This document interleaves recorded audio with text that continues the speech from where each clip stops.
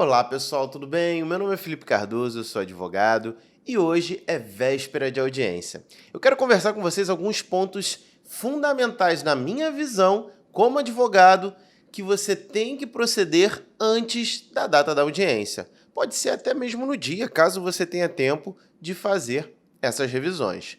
E o primeiro passo, a primeira dica, conselho que eu tenho para passar para vocês é justamente faça a revisão do processo. A gente sabe como as demandas judiciais muitas vezes são morosas, acabam demorando consideravelmente e às vezes, ninguém é de ferro, a gente acaba esquecendo alguns detalhes essenciais na condução daquele processo judicial.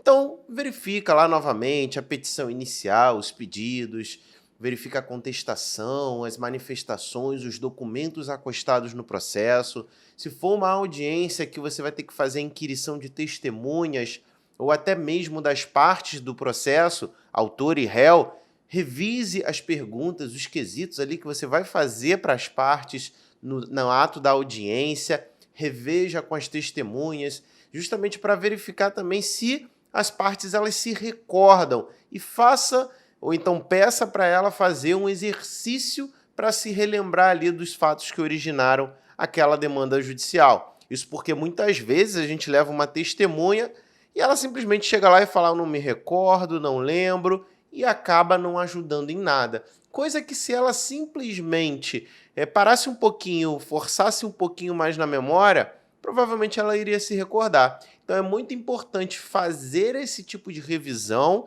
caso você vá ouvir as partes no processo, e até mesmo para o próprio advogado, porque a gente tem diversas demandas, são muitos casos, e às vezes tem uma demanda em específico que faz bastante tempo que não tem movimentação. E aí, justamente, a movimentação que tem agora é a data da audiência. E aí, realmente, eu recomendo que seja feita a revisão daquele caso.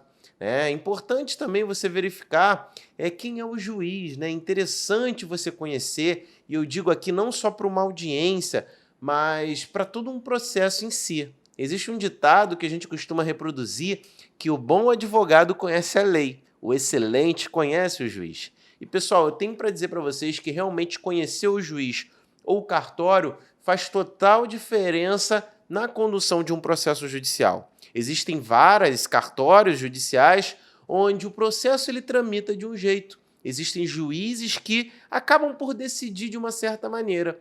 E aí a gente, com certeza, faz uma certa adaptação dos nossos pedidos de acordo com o cartório que vai tramitar, né? Por conta do nosso conhecimento, do conhecimento que eu já tenho ao longo dos anos, vendo as demandas sendo conduzidas pelo juiz A, B, C ou D, eu consigo entender mais ou menos ali, né? Porque às vezes as pessoas mudam, né? Por que o juiz também não poderia mudar? Então a gente entende mais ou menos como seria o entendimento, o que determinado magistrado gostaria em relação a determinada situação.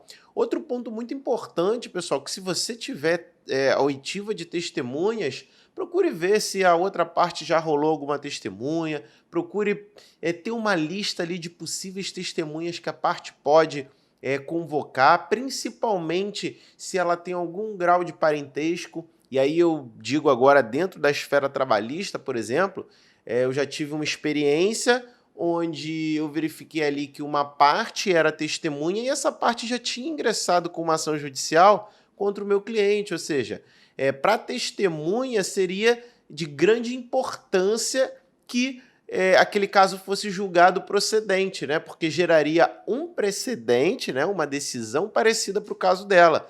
Então a gente consegue, nesse tipo de situação, afastar o depoimento daquela parte como testemunha. Procure ficar atento também aos endereços. Já ocorreu comigo situação em que a parte falava que já deu o mesmo endereço do reclamante, né? Novamente falando aqui da esfera trabalhista, mas pode ser também dentro da esfera civil. E aí o juiz verificou que, pô, a parte mora com a parte autora sendo testemunha, não dá. Lembrando que a gente tem o depoimento testemunhal e essa testemunha ela vai ser encarada como testemunha do juízo, embora seja levada pelas partes.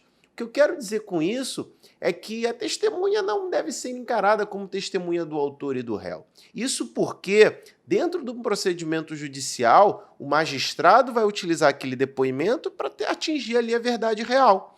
E é muito importante que a testemunha ela não tenha qualquer tipo de influência com o processo.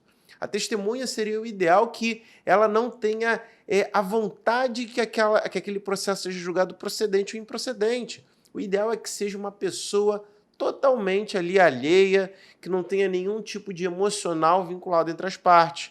Ou você não acredita que uma testemunha que às vezes sofreu a mesma coisa que a outra parte pode não ter uma influência ali na hora de prestar o depoimento dela.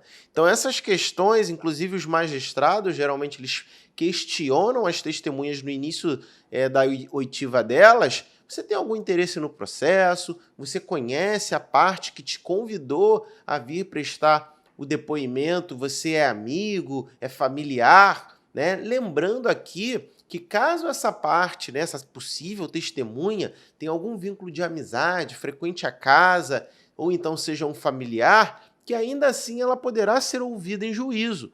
Não como testemunha, que tem um peso muito grande na hora do juiz verificar ali todas as provas que foram produzidas e dar a sentença.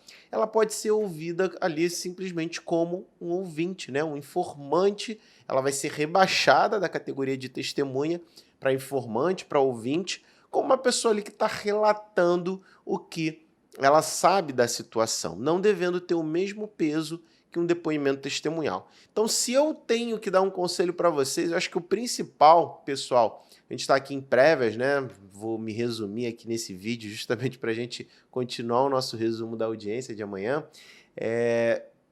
O principal conselho que eu tenho para passar para vocês é revisem.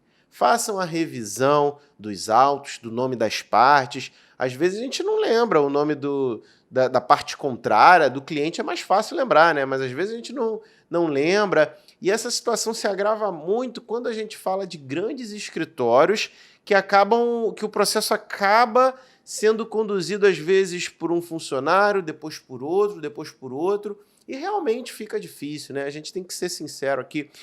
Quando você pega processos que já tem bastante tempo, às vezes você não se recorda dos mínimos detalhes. Então, fazer uma revisão dos autos, eu verifico que é fundamental. Se tiver oitiva das partes, já prepare ali teus quesitos, suas possíveis impugnações, já tente prever o que o advogado da parte contrária vai questionar, ou para o seu cliente, né? E aí você meio que já prepara o teu cliente, inclusive, das perguntas que podem vir da parte contrária. Então, esses são os conselhos, principalmente aí para quem é colega, para quem é estudante de direito, que acompanha a gente. Boas audiências e tudo de bom.